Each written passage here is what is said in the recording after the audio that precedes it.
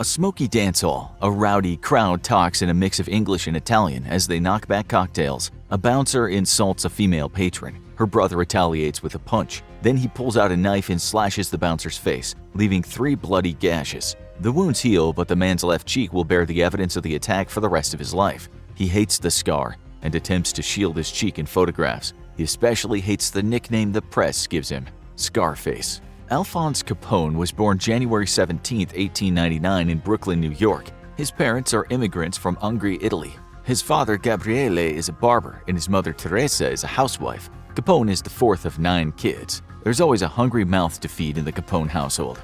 Gabriele preaches the value of hard work and encourages independence in his children. Capone gets his first job at around age 9 as a shoeshine boy. He often sets up near the docks along the Brooklyn Navy Yard to capture the business of sailors. Capone makes good pocket money, but sees mobsters in flashy clothes working the local shopkeepers. He idolizes them. Capone is big for his age. He runs with 2 kid gangs, South Brooklyn Rippers and 40 Thieves Juniors. The gangs roam the neighborhood, committing vandalism, petty crime, and getting into rumbles with other young thugs. As he grows older, Capone joins the James Street Boys, which is run by Johnny Torrio, a local mobster. Torrio takes Capone under his wing, eventually becoming his lifelong mentor. Capone sometimes does odd jobs for Torrio, including delivering firearms and picking up bribes. He's a restless student but has a clever mind and a knack for numbers. While attending 6th grade, he gets into an altercation with another student. A teacher tries to break up the fight and Capone slugs her. The authorities want to send him to a reform school. Instead, he drops out entirely.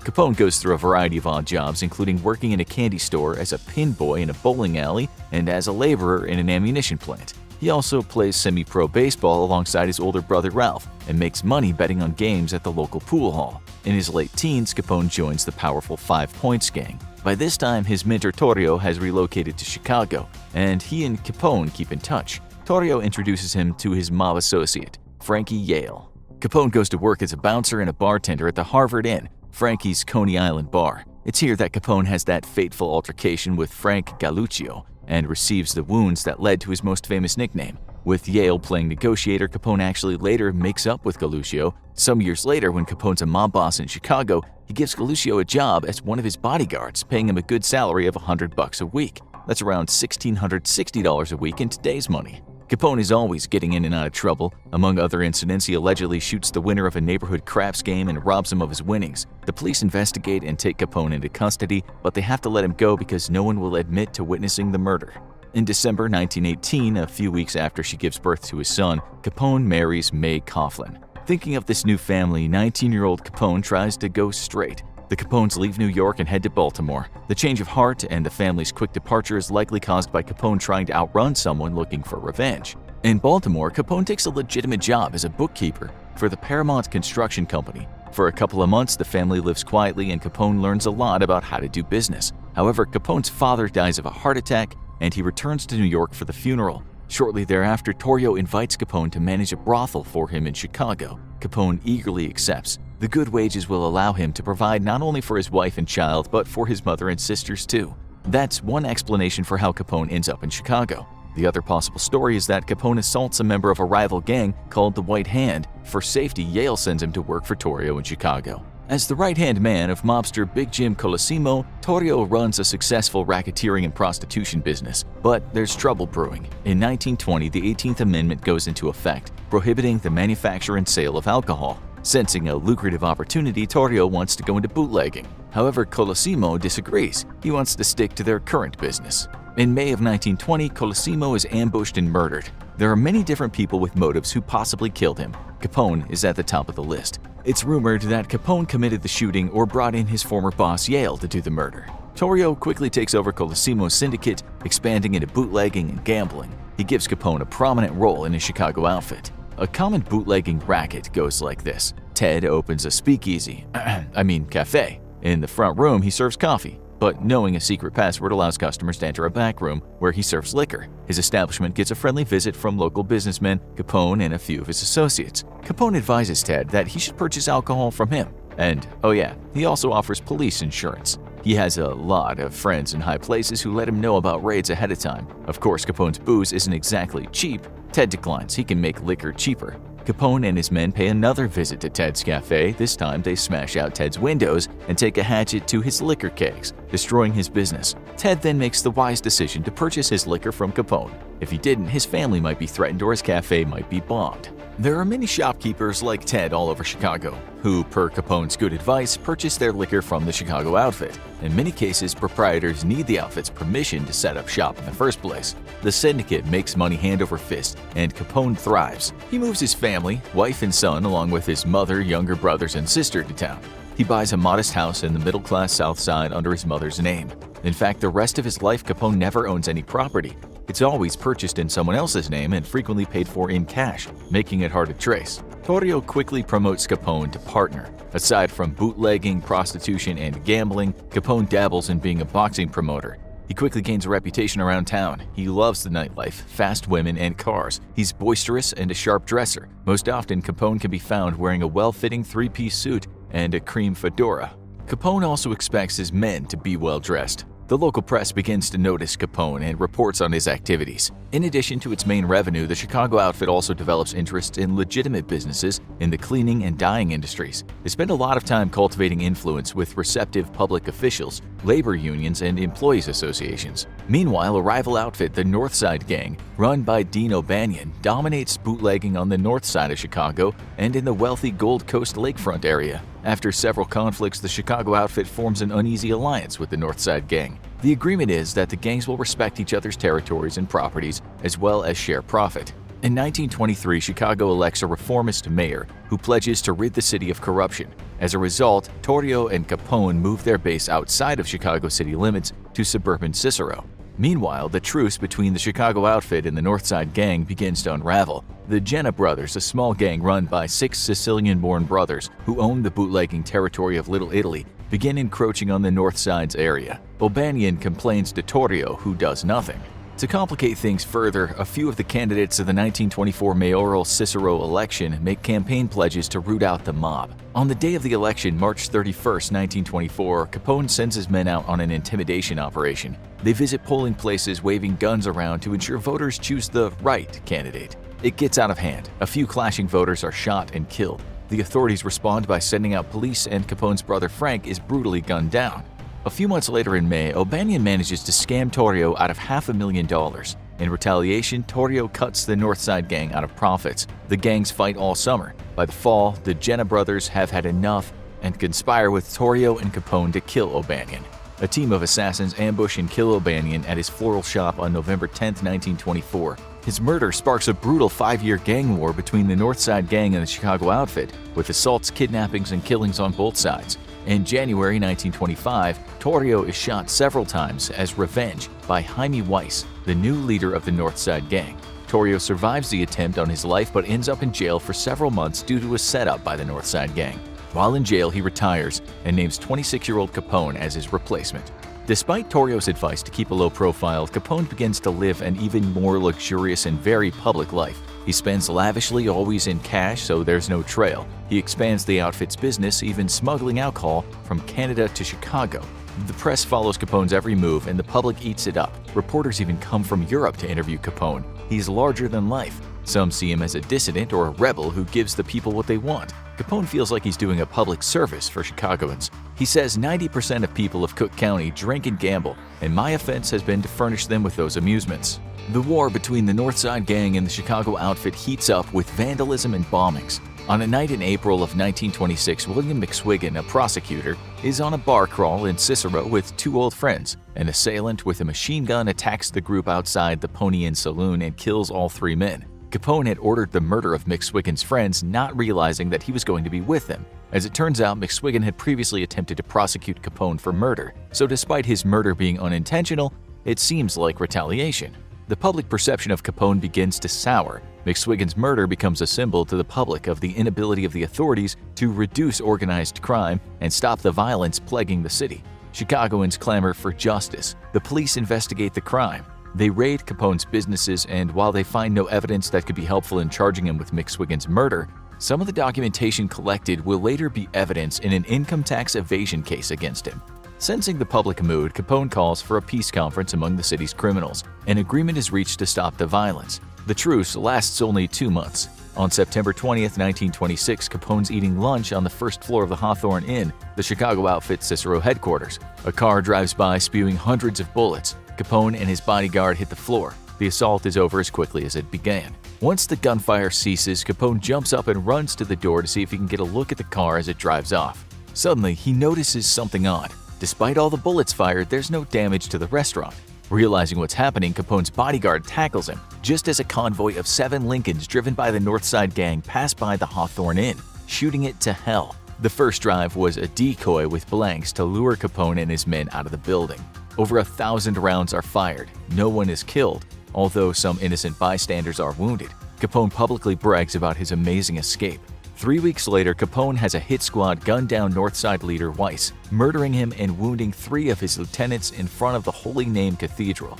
Soon after that, Capone moves his headquarters to a lavish suite in the Metropole Hotel in downtown Chicago. He's cultivated relationships with several corrupt officials, including openly supporting William Hale Thompson in the 1927 Chicago mayor's race. Thompson wins, and he and other authorities under Capone's thumb turn a blind eye to many of the outfit's activities. By 1929, the Chicago outfit dominates the illegal liquor trade in Chicago. It's estimated that they generate between $60 and $100 million in revenue annually. That's between $847 million and $1.5 billion in today's money. Capone owned several properties around town and even a beachfront vacation home in Miami. However, none is in his name because he's concerned about security, perhaps even paranoid, and he also wants nothing traced back to him.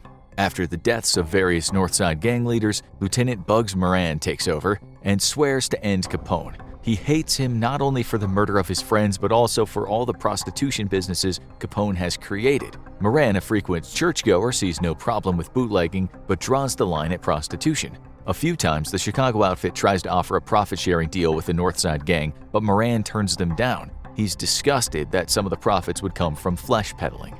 The Northside gang continues to be a thorn in Capone's side. Word on the street is that they're specifically gunning for Capone's top hitman, Machine Gun Jack McGurn. Capone and McGurn make a plan to strike first. The Chicago outfit tricks Moran into thinking that he can buy a load of hijacked booze for cheap from some Detroit racketeers. On February 14, 1929, the booze is supposed to be delivered to the garage that serves the Northside Gang's headquarters. Moran oversleeps and is late for the meetup. He and 2 aides rush to the garage just in time to spot 3 men dressed as policemen and 2 others in plain clothes enter. Thinking it's a police shakedown, Moran decides to wait until the authorities leave before going in. The decision saves his life. Inside the garage, the fake cops line up 7 men, 6 Northside gangsters and an innocent mechanic. They order them to turn and face the wall. Thinking that they're about to be arrested, the men obey. The fake cops shoot the 7 in their backs, gunning them down in cold blood, firing over 70 rounds of ammunition. Police from Chicago's 36th district quickly arrive and find a single Northside gang member named Frank Gusenberg still alive. He's been shot 14 times. In the few minutes before he becomes unconscious, the police attempt to question him, but he refuses to talk. Gusenberg dies a few hours later at a hospital, having never woken up. The murders, which become known as the St. Valentine's Day Massacre, shocked the nation. From the start, many blamed Capone. However, when the massacre occurred, Capone was out of town, staying at his house in Miami. Many others believe that Capone masterminded the plot. The authorities investigate a variety of theories and suspects to little avail. They cannot link Capone to the murders, but he's never charged, and the case is never solved. However, as part of the investigation into the murders, Capone is subpoenaed and called before a grand jury on March 12, 1929. His lawyers formally file for postponement, submitting a physician's affidavit which attests that Capone has been suffering from a bronchial pneumonia and was temporarily confined to bed. Travel would be detrimental to his recovery. Capone's appearance date before the grand jury is rescheduled for March 20th. Meanwhile, the U.S. Attorney's Office calls up the FBI. During the 1920s through the early 30s, the FBI's investigative jurisdiction was limited. The gang warfare occurring in Chicago isn't within the Bureau's investigative authority. However, when the U.S. Attorney asks him to investigate if Capone has been sick or just attempting to dodge a subpoena, it puts Capone on their radar. The FBI quickly uncovers evidence that Capone went to a racetrack and participated in other social events when he was allegedly very sick in bed. Capone finally appears before the federal grand jury on March 20th. As he's leaving the courtroom after completing his testimony, he's arrested for contempt of court, an offense for which the penalty could be a year in prison and a $1,000 fine.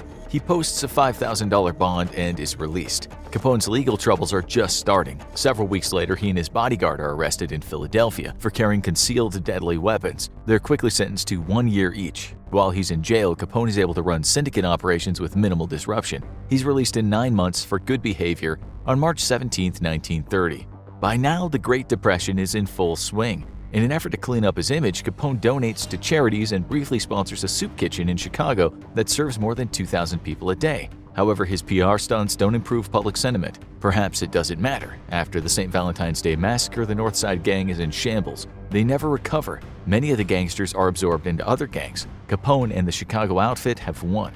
However, in response to the St. Valentine's Day massacre, President Herbert Hoover orders the federal government to increase its investigation of Capone's finances. In 1927, the U.S. Supreme Court had ruled that income gained on illegal activities was taxable, which created a path to prosecute Capone and other Prohibition-era criminals. Prior to this financial investigation, President Hoover had also created a plan for small teams of Prohibition agents working under special U.S. attorneys to target bootleggers. In 1930, the Attorney General finally implemented Hoover's first plan, creating a small squad of Prohibition agents to break up the Capone gang. 27-year-old Elliot Ness, a special agent with the Prohibition Bureau, is chosen to lead the team. The squad is nicknamed the Untouchables after several agents refused large bribes from the Chicago outfit. Over the next 2 years, the Untouchables raids the Chicago outfit's illegal bootlegging operations multiple times. In the first 6 months alone, the raids and destruction done by Ness's agents cost Capone about $2 million in lost income, or over $34.3 million in today's money. The raids affect the syndicate's bottom line and disrupts Capone's cash flow, depriving him of income he needs to pay bribes and maintain graft. Members of the outfit being protected from prosecution is central to the gang's grip on the bootlegging business. Some claim that Capone is basically seeing Ness and his squad as a minor annoyance. He makes sure the Prohibition agents get just enough info to regularly conduct raids, which actually keeps them busy and away from the outfit's most important business activities. Others view Ness and his agents as vital to the plan to bring down Capone. Interestingly, the legendary Elliot Ness of pop culture fame is a creation from a semi-fictional book about Ness's career in several fictional TV shows and movies that followed. Ultimately, the evidence Ness and the Untouchables collects isn't suitable. Prosecutors decide they can't win with it and halt the investigation. However, the tax evasion case against Capone continues to quietly build.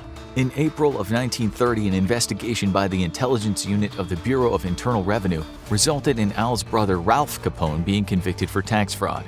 Then, the feds focus even harder on Al, assigning Frank J. Wilson and several agents to investigate Capone. The team scrutinizes some 2 million documents covering a 6-year period of the outfit's income. They also interview bartenders, shopkeepers, basically anyone around Chicago that might know something about Capone's business dealings. The majority of the people questioned are too scared, and though Wilson promises protection, most refuse to snitch about their dealings with Capone. Wilson and his crew don't give up. They analyze phone records and bank accounts, lean on informers, study handwriting, gleaning any information they can. Meanwhile, Capone just goes about his normal life. In April 1930, Capone is arrested on vagrancy charges while visiting Miami Beach. The governor of Florida didn't want him in the state and ordered the sheriffs to run him out. Capone also cops a perjury charge when he claims that Miami police refused him food and water and threatened to arrest his family. In July, he's acquitted of the perjury charge after a 3-day trial. In February 1931, Capone is tried and convicted on the contempt of court charge. He's sentenced to 6 months but is allowed to remain free while on appeal. His appeal on this charge is subsequently dismissed. In spring 1931, the Treasury Department finally moves forward with his tax evasion case against Capone. They present a mountain of evidence to the grand jury. Capone is indicted on 23 counts of tax evasion on over $250,000 of income from 1924 to 1929. He's also indicted for 5,000 counts of conspiracy to violate the Volstead Act, which is the law that governs prohibition. The prosecution and Capone's lawyers work out a deal. Capone will plead guilty to all charges and be recommended a 2.5-year sentence. So on June 16, 1931, Al Capone pleads guilty to tax evasion and prohibition charges. He then boasts to the press that he struck a deal for a 2.5-year sentence. Capone's bragging annoys James H. Wilkerson, the judge presiding over his trial. He informs Capone that he, the judge, is not bound by any deal. Capone then changes his plea to not guilty. The case ends up going to trial. In fall of 1931, Capone is convicted and sentenced to 11 years in prison. He's also fined $50,000 and charged $7,692 for court costs, in addition to being billed $215,000 plus interests for back taxes. In all, the total he's supposed to pay comes to just under $300,000, or about $5.6 million in today's money. This is considered an astronomical price to pay for tax evasion. The government is clearly making an example of Capone. Capone is sent to the U.S. Penitentiary in Atlanta and serves 2 years of his sentence. After he's caught bribing a guard, he's sent to Alcatraz to serve out his remaining sentence. On November 16, 1939, 48-year-old Capone is released after having served just over 7.5 years and having paid all fines and back taxes. One of the main reasons for early release is that Capone is suffering from syphilis in the brain. Many years earlier, he contracted syphilis while working as a bouncer in a brothel. Unfortunately, he never bothered to receive medical treatment, and the disease quietly progressed, eventually causing his mental deterioration. Upon release, Capone enters a Baltimore hospital for treatment, then convalesces at his Florida home, surrounded by family. He never publicly returns to Chicago. In his childlike state, he's not capable of managing gangland politics. Al Capone dies of a stroke and pneumonia on January 25, 1947. The Untouchables continue their raids on the Chicago outfit's illegal liquor activities during and after Capone's trial. Ultimately, their destruction cost the gang around $9 million in lost income, close to $170 million in today's money. The Untouchables disband in 1932, and less than a year later, the 21st Amendment repeals Prohibition. What happens when the Mafia gives you the kiss of death? Click here to find out. El Chapo, the man, the myth. Here are 50 insane facts about him.